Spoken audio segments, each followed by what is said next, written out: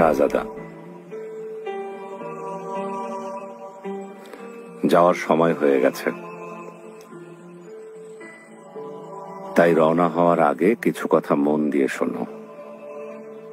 আমি শুনছি জাহাপনা। মুস্তাফা বাহাদুর ছেলে আমার,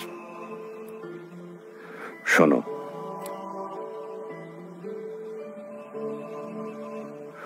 ঐশ্বর্যের চেয়ে দামি সম্পদ বুদ্ধিমত্তা, আর সবচেয়ে বড় দারিদ্র্য হচ্ছে মূর্খতা। নিরর্থক ভয় পাওয়া হচ্ছে সবচেয়ে বড় দুর্বলতা, আর সবচেয়ে অধিক মূল্যবান বিষয় হৃদয়বান হওয়া। শোনো, বোকার সাথে বন্ধুত্ব করতে যাবে না, সে তোমার উপকার করার চাইতে ক্ষতি করবে বেশি।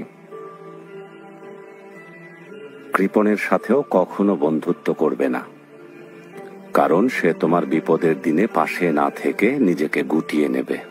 সাবধান, কোনো পরনিন্দাকারীকেও নিজের বন্ধু বানিও না, কারণ সে নিজের প্রয়োজনে তোমাকে ব্যবহার করবে। আর সেই সাথে মিথ্যাবাদীর সাথেও কখনো বন্ধুত্ব গড়ে তুলবে না,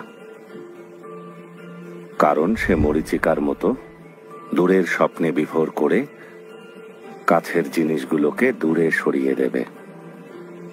আপনার শক্তি আর ন্যায় বিচারের প্রতিনিধিত্ব করতেই আমি যাচ্ছি জাহাপনা।